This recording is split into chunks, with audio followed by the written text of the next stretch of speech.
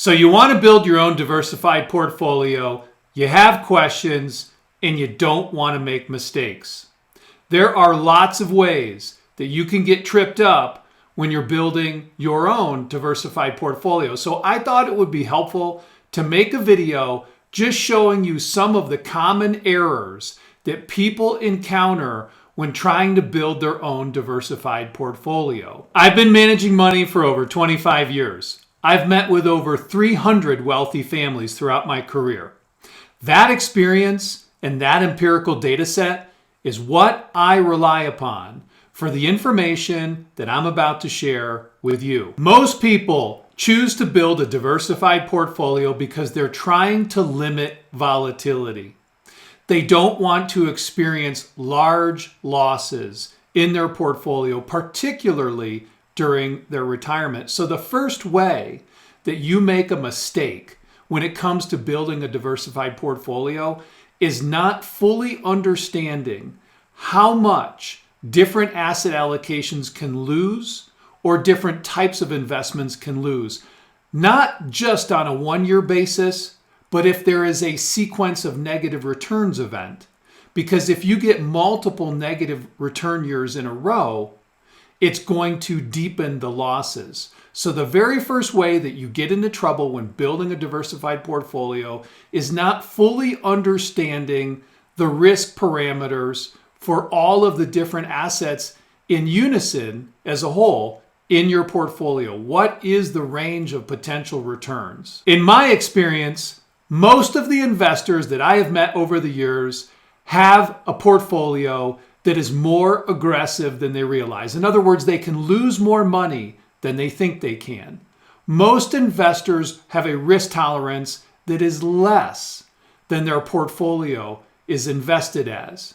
So they don't realize this, and then when the inevitable downturn comes, they lose more money than they thought they were going to lose, and unfortunately, for too many people, they sell out at the bottom. So the intent of this video is to show you all the different ways that you can get into trouble, the mistakes that you can make when building your own diversified portfolio so that you stay invested during the next downturn, which is probably not too far away. If you know how much you can lose before you invest your money or build your diversified portfolio, then you know what to expect when things get bad, and you are far more likely to stay invested. To illustrate just how much you can potentially lose with different asset classes in a diversified portfolio, I'm going to show you several illustrations for asset classes such as real estate, stocks, bonds, balance funds, etc., under periods of market stress so that you can see how bad things can get in a diversified portfolio. Sometimes what you think is a safe investment isn't really safe. We're looking at the iShares 20+ year Treasury Bond ETF TLT. If you had invested $1 million in this ETF in April of 2020, that $1 million went down over 50% over the next couple of years. Now, there are reasons why this happened, and I'm going to get into those reasons later on in this presentation. But what you want to be aware of is that what some people perceive to be high-grade, low-risk, conservative investments are actually anything but. Clearly, you can lose a lot of money in long-term treasuries. How about real estate? In early 2025, people just can't seem to get enough real estate, multifamily in particular. What we're looking at here is the 2008 crash for publicly traded REITs. We're looking at the iShares US Real Estate ETF IYR. If you had started with $1 million in IYR on January 1 of 2008, that $1 million went down to $338,000. You got smoked. You lost over 60% during this real estate slide. So if you have real estate in your portfolio, especially private real estate that is leveraged, you need to be prepared for the fact that you can lose a lot of money here. And while it may help diversify your portfolio, the potential for losses on real estate is substantial. Most investors will include high yield bonds in their diversified portfolio just because. Everyone else is doing it, why shouldn't I? Robo-advisors love this stuff. So here's a look at what happened to JNK ETF, high yield bond, back in 2008. If you had $1 million on January 1 of 2008, you went down to 540,000, over 40% loss. You want to know that you can lose a lot of money quick in high yield debt. Here's what happened to the S&P 500 in 2008 and 2009. If you had started with $1 million on January 1, 2008, invested in the S&P 500 for total return, at the bottom you were down to 474,000. So if you were diversified in the stock market and real estate and high yield debt, the diversification really didn't help you during this recession and crash in the stock market. What if you had invested in a balanced index strategy just before 2008? If you had put $1 million in the Vanguard Balanced Index Fund, Admiral Share Class, and you were retired and spending the income off of the fund, i.e. the dividends and the capital gains, at the low point, you got down to $635,000. That's over 30% loss. And this is a 60-40 equity to fixed asset allocation fund that is highly diversified. To demonstrate that 2008 was not an outlier, if you had started with $1 million in the S&P 500 on January 1 of 2000, a couple years later, you were down to 548,000. Over 40% loss, and this is on total return. If you had retired on January 1 of the year 2000 and put $1 million in the Vanguard Balanced Index Fund, Admiral Share Class, and had been spending your dividends and capital gains from that fund, a couple years later, you got down to 748,000. That's a roughly 25% loss on your principal. A lot more than many people were probably expecting. So now you have some perspective on how much you can lose in asset classes like publicly traded REITs, high yield bonds, long-term treasuries, stock market, and a balanced fund. As I was saying earlier, in my experience, most investors are unaware of how much they can really lose. And part of this is because many investors focus, and financial planners, it's not just the investor's fault, many investors and their financial planners focus on 1 year volatility. How much could you make or lose in 1 year? But most people ignore sequence of returns risk. And as you just saw, we had sequence of negative returns, 2000, 2001, 2002. You had several negative return years. And you might not lose a whole bunch in any one given year, but if you lose 10% 3 years in a row, that adds up to a big loss. And in the case of 2008, the peak to trough loss on the S&P 500 was much larger than any one given year loss on the S&P 500, and that's because the slide in the stock market was greater than 1 year. Sequence of negative returns. Here is the data on sequence of negative returns event risk. Since 1871, there has been 125 30-year investment cycles. 122 of those 30-year investment periods have had a sequence of negative returns event. 97%. Only 3 of all those periods did not have a sequence of negative returns events. So what that means is that if you're planning on a 30-year retirement, there is a 97% likelihood based on past data that you will encounter at some point in those 30 years a sequence of negative returns event. Therefore, it is critical that when you build your diversification strategy, you need to account for the potential that you will have a sequence of negative returns event at some point over your investment time horizon. If you don't consider the potential for sequence of negative returns when you are building your diversification strategy, it opens up the door for a risk that you will sell your portfolio out at the bottom of a market crash when the losses exceed what you expected. I've seen it before. I've seen it circa 2002, 2003, and 2008. It's amazing what happens when people are scared and they panic. They'll sell their portfolio out. Lots of people do it. Smart people do it. I've seen all kinds of people make this mistake. Doctors, lawyers, engineers. technology entrepreneurs, all kinds of people. Don't let it happen to you. Don't make this mistake.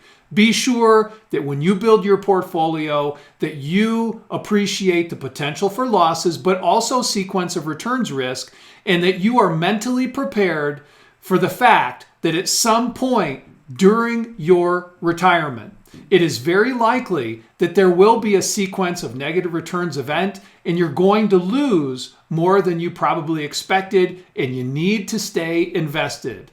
Otherwise, all of your financial planning is off the table. The next mistake that people make when building a diversified portfolio is not knowing where we are at in the business cycle. If you ignore where we are at in the business cycle, it is likely that you will be overweighted in styles of investment that are wrong for the time period that we are in.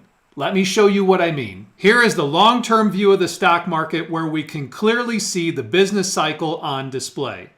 The red arrows are bear markets. The green arrows are bull markets. We're looking at the Dow Jones Industrial Average.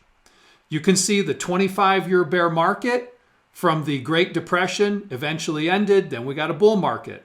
That turned over to a bear market that was 18 years long, and then another bull market, then a 12-year bear market in the early 2000s.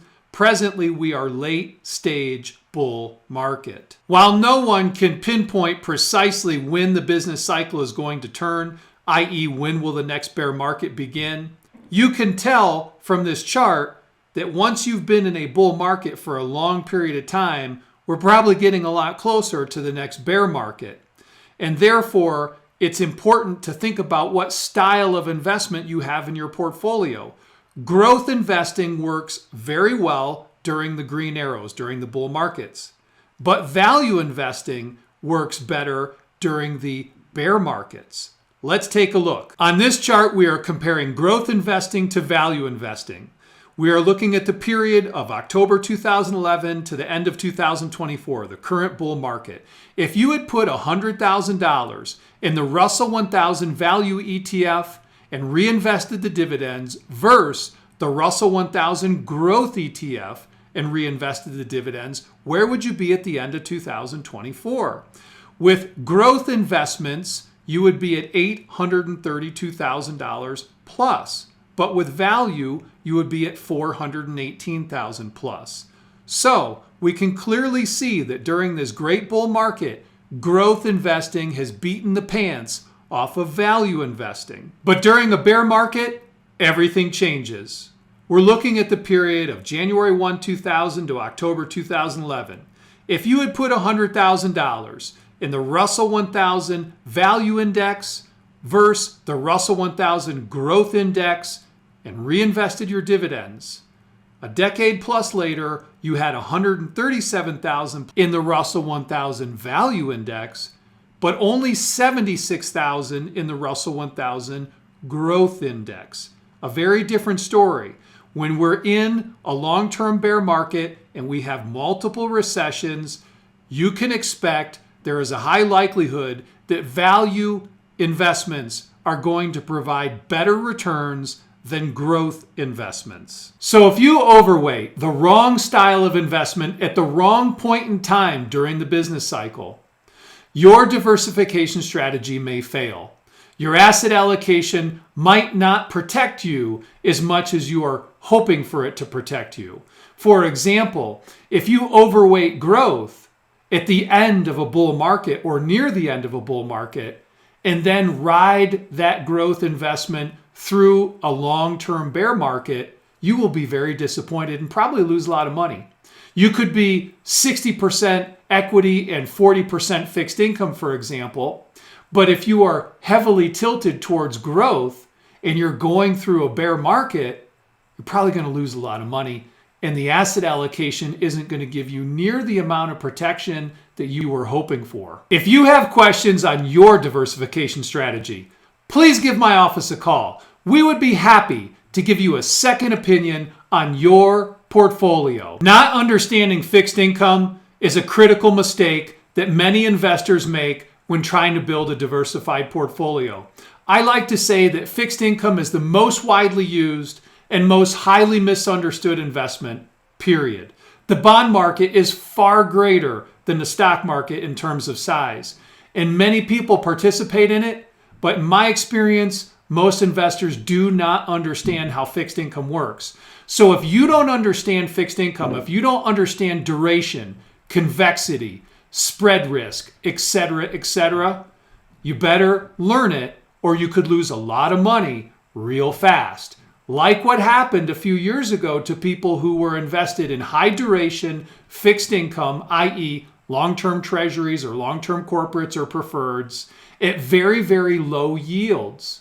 Many people didn't understand the risk they were taking, and they've consequently lost a tremendous amount of money that in some cases is probably going to be permanent. They may never recoup those losses. So it is critical, in my opinion, that when you build your diversified portfolio, you really intimately understand fixed income, because if you don't, you could have a nasty surprise. Common sense can go a long way to help you when investing in fixed income. We are looking at the 10-year Treasury yield graph over the last 60 plus years. You don't have to be a real sophisticated investor to look at this and say, wow, when we hit a low of 0.52% a few years ago, well under 1% yield on the 10-year Treasury, it wasn't a good time to buy long-term bonds. And it was a great time to start selling long-term bonds, trimming them out of your portfolio, rebalancing your diversification strategy, moving to shorter-term bonds. But many people didn't do that. Maybe they had a robo-advisor that owned this nonsense just because, or their financial planner bought into the idea of modern portfolio theory and we should just own everything just to own it. And consequently, people lost a lot of money when interest rates came back up. But again, you didn't have to be a sophisticated investor to understand that this was the worst time ever to own or purchase long-term treasuries. Revisiting the TLT graph, this big drop in long-term treasuries was due to rising interest rates. And again, you didn't have to be a sophisticated investor a couple years ago to understand there was tremendous risk in the treasury market, specifically on the long end of the curve. And at that point in time, you should have been rebalancing your diversified portfolio, getting away from long-term treasuries and not buying them, as unfortunately many people did. Many people were buying long-term treasuries and other types of debt when the rates were really low a few years ago, and they were paying ridiculous prices, and consequently they've lost a lot of money, like what we see here in TLT. If you have this in your portfolio, if you have it with a financial planner or a robo-advisor, you need to push back on them and say, why do I own this? And more specifically, why did you own it a few years ago and just hold it and lose and lose and lose? Concentration, whether by sector or individual investment, is another way that you can get tripped up when building a diversified portfolio. Most people will simply look at their asset allocation and they'll have something like this, and it'll say, well, I'm 51% in stocks and 6.5% in international stocks and almost 40% in bonds. I'm pretty diversified. But what if the stock position was all growth stocks, or it was all in telecom, or worse, it was all in one stock? So when you look at asset allocation for financial planning software and for your portfolio statements, et cetera, you need to get secondary and tertiary. You need to get a couple layers deep on the onion and figure out what's really going on underneath the hood. Just because you have half your money roughly in US stocks doesn't mean you're protected if you have serious concentration issues. During the collapse of the dot-com bubble 25 years ago, I got a first-hand look at just how many people simply do not understand concentration. I can't tell you the number of people that I met with in the early 2000s who thought they had a diversified portfolio.